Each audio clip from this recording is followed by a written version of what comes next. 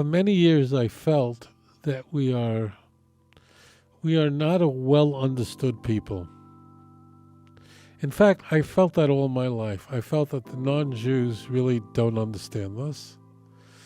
I kind of felt, as in my youth, that maybe if they stop trying to kill us and just take a moment out to get to know us, they might have a different view of us.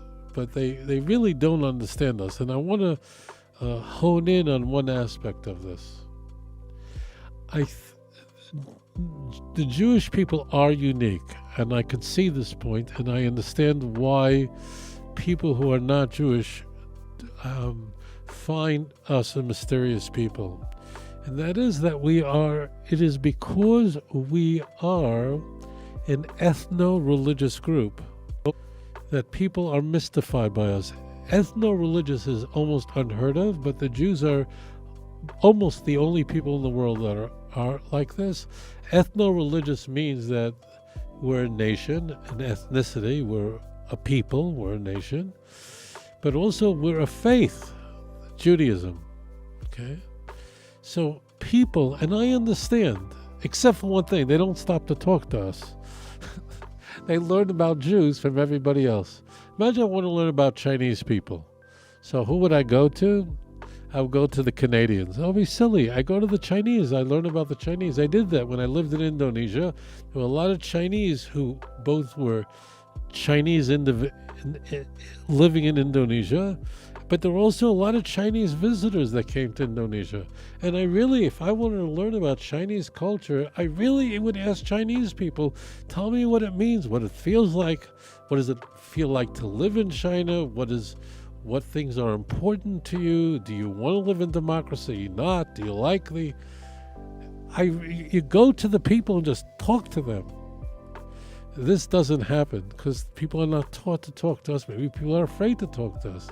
So as it turns out, people can join the Jewish faith without joining the Jewish nation. People can join both, and then they convert to Judaism.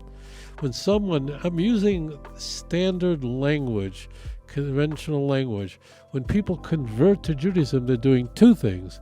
They're joining the Jewish faith and the Jewish nation completely. They are harnessing their entire destiny in the children of Israel. As a nation, they're taking on a new nationhood. And they're embracing the Jewish faith, both of them together. However, most people who've embraced the Jewish faith have not done this. We don't know the numbers. We don't even know close to the numbers. But it probably is millions of people worldwide who have embraced Judaism. That's my faith. For whatever reason, they have not embraced the Jewish nation, and they're not obligated to. Job embraced the Jewish faith, but he didn't become a part of the Jewish nation. When Job is spoken of a righteous person, there's not a single mention of him keeping Shabbos, because Shabbos is set aside just for Jews. So a person can embrace the God of Abraham, Isaac, and Jacob, and then her faith is Judaism. So there's a term that is used called a Noahide. Now, in one way, it's a good term because it's very specific, but really it's a nightmare of a term, and I wish I could do away with it because it just confuses everybody. It's an anachronism. What this means is that someone who says that I embrace the Jewish faith, that is my religion, but either temporarily or permanently, I'm not joining the Jewish nation. And as such, that person is a disciple of Noah, who is a very great prophet, and he embraces the kind of faith that Noah embraced. And namely, two things is what Hashem wants from every person. Number one, he wants a personal relationship with you. He wants to be close to you. Do not let what you are told in churches, that you need a mediator, that God looks down at you, and you're dirty, and you're filthy, and he can't even look at you. This is how Christians think. And one of the benefits of my broadcasts is that I don't have to wonder if my audience believes me.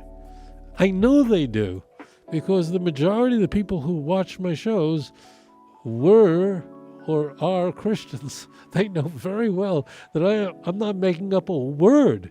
Maybe the Jews are not sure. Maybe I'm overstating. This is not an overstatement. Christians view the Father as inaccessible. God is perfect. You're a sinner. And God can't even look at you. You're disgusting. And therefore you need a mediator. This is completely pagan. In the ancient world, the Greeks thought Zeus was the great god, but they thought that Zeus was inaccessible. Zeus was running the planets. Zeus had no time for you. No one prayed to Zeus. Unless it was a state affair, no one prayed to Zeus. People prayed to local gods. They prayed to little gods. Small little statues, not the great big gods. In Hinduism today as well, you have a great god, a Brahman, you have the sort of a triad of semi-major gods and then many, many smaller gods. This is called henotheism. People feel like the great God is totally inaccessible, and that's how Christians view the Father. And therefore they need Jesus in between. All this is an abomination. Hashem loves you and he wants to be close to you. The Roman Catholic Church takes this even further. What do the Roman Catholics do? They go, Jesus, he's so great. He's the Son of God. He's the second person of the Trinity. How can you go to Jesus? You're such a sinner, a pathetic sinner, a filthy sinner. You go to Mary. Mary is much more accessible. Mary has a special relationship with Jesus. Jesus has a warm spot for his mom. She'll bring your prayers to Jesus, who will in turn bring your prayers to the Father. I'm not making this up. Then that even goes further. And then there are Christians who go, Roman Catholics and all sorts of Orthodox Christians. This makes up the vast majority of Christians in the world. They think that Mary, she's too way, Mary? Who are you going to go to Mary? Mary is the mother of God, Queen of Heaven. She's so elevated. You go to a saint, a local saint. You light a candle to the saints. The saint goes to Mary. Mary goes to Jesus. Jesus goes to the Father. You see where this is going? To Torah, there's nothing like that. We have direct dialing, no operators. We don't go through anybody else. We go directly to HaKadosh Baruch Hu, directly to the Almighty. I think God is so great, he's up here, and I'm low down here. So this is the big mistake everyone makes. We feel like filthy, dirty sinners, and God is inaccessible. And that's why Hashem begs us, not once, but many times, seek the Lord when he is found, call out to him when he's near. Why? Because if the person of iniquity turns back from his sinful ways, I will freely forgive him. But a person might say, this doesn't make sense to me. So here's what Christians are doing. They're imposing themselves and their characteristics onto God.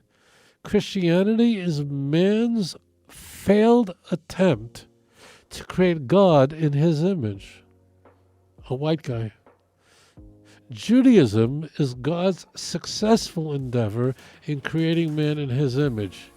Stop trying to create God in your image, to think that God is like you. He is nothing like you. He's infinite. We're finite. You might have trouble forgiving those who have hurt you, but God can forgive you. He will forgive you. He promises he'll forgive you. And he has whole books in Tanakh assuring you that he will forgive you. And in those books, the people that God forgives are the worst people in the world. Nineveh, the capital of Assyria, that's a really bad place. I forgave them. I'll forgive you. No sacrifice. Come on, let's talk. So a personal relationship with Hashem completely submit your own thoughts to God's thoughts. That's why the same chapter, Isaiah 55, which I've been discussing, says those words, for my ways are higher than your ways, my thoughts are higher than your thoughts too.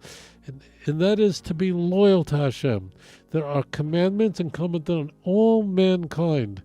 They're broken up into 7 categories of laws, and a person should keep those commandments because God commanded them. And by these 2 things, to have a personal relationship with Hashem and to be loyal to His word, a person has a relationship with Hashem that extends to eternity.